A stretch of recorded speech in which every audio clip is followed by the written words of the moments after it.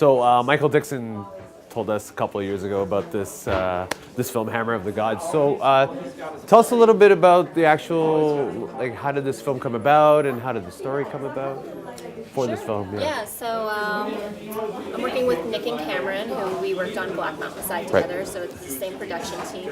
And this came about just kind of by trial and error. We had a few different scripts on the go, and this is the one that inspired us the most. It changed quite a bit. It started out as almost something completely different, was rewrote several times, and just turned into this beautiful story we have that's a little bit more modern. It's got some, rock and roll elements, and then that's how it became.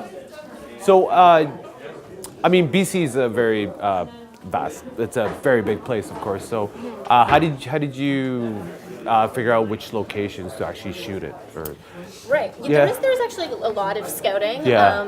And it was challenging because so much of the film is on a river in canoes. It was challenging to find a spot that had the dense woods that we wanted. That Right. There wasn't any like cars and lights in the background and houses and buildings. So we scouted quite a while. I'm here in Toronto, so I didn't do any of the scouting. But Nick and Cameron scouted around quite a bit, and I think they even did some canoe trips themselves, checking everything out. So it was a process, and we ended up shooting in Squamish. A lot of it was in Coquitlam, Mission, so kind of everywhere in between, like an hour to 2 hours away from Vancouver. Nice. I know this is a lot different from Black Mountain Side, where you filmed in the snow, but I guess can you comment on how it's still challenging to actually film in these parts of BC, because it's probably not an easy task to like bring along a camera, film, and then have to recharge your battery somewhere and such. Yeah, exactly. So we had a lot more of a challenge with this film than Black Mountain Side, because a lot of Hammer of the Gods is outside. Almost all of it is outside. Right. So we were shooting in different national parks. We were shooting overnight. Most of our nights were like from 8 p.m. to 6 a.m. in the morning. So Right. even that time change, we were like nocturnal for a little while there. And then the river itself was like a beast, figuring out how to do that. We had a professional crew working with us, so the camera was on a barge, which was great. I have no idea how we would have done it without it. We spent a lot of time trying to figure out how we were going to do that. We were like, are we going to put the camera in a canoe? No, we're not going to put the camera in a canoe. We actually did for a couple of the shots on the lake. Yeah. And there was all kinds of bugs and everything too. Actually, my character has tattoos, so I had to get these tattoos put on weekly. Right. And we quickly found out that I couldn't put bug spray on, otherwise it would start removing the tattoos. Oh, wow. So I didn't have any bug spray. I was covered in bites by the end of the shoot. There's actually this part where my character is lying very still, and I laid there for probably 2 to 3 hours while we were shooting. I wasn't moving. I was on like the cement ground, like face down, covered in some like wet substance, and I couldn't move, and I could feel bugs crawling up my arm, and I could feel one like bit me, and I was like, yeah, it's biting me. Okay, just stay still. This is great. And I think I was even bit by like a semi-poisonous spider. I'm not sure. I mean, BC doesn't have that many, but it didn't look good. Now, do you like, in order to film in BC, like, is there some sort of like license or some sort of like thing you have to sign in order to film in these certain places?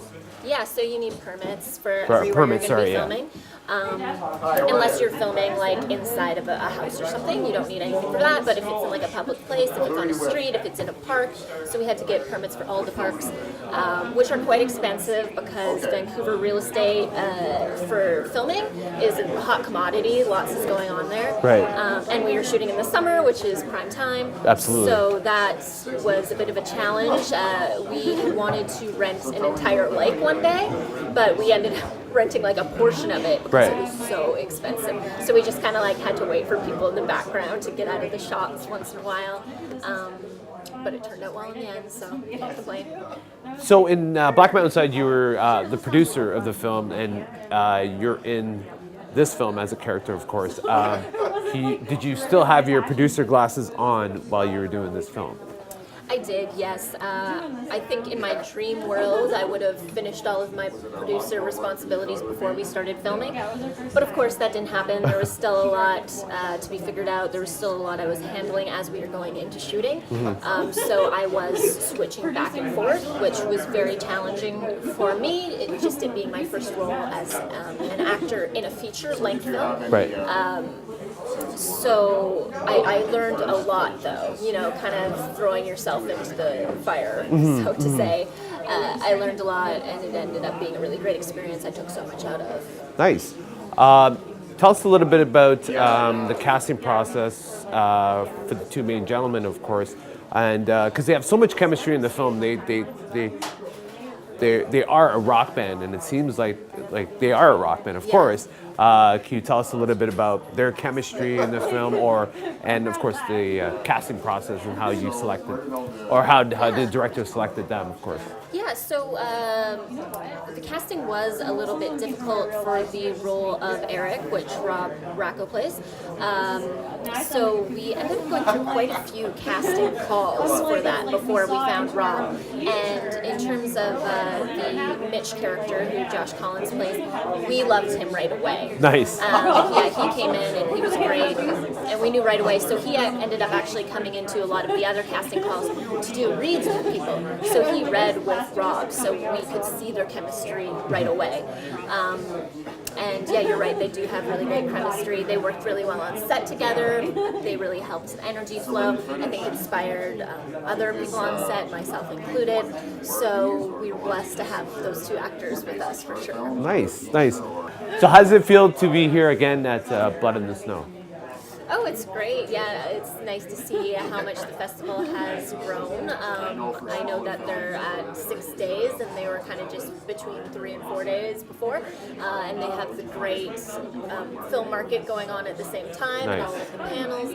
So it's really great to be a part of that from 4 years ago with our first film to now. It's really nice to be back and see a lot of the same people. I'm excited for the weekend. Well, thank you so much for your time, and this one's for Michael Dixon, of course. Hey, Michael. And good luck with your film here. Yeah, thank you. Thank you. Talking.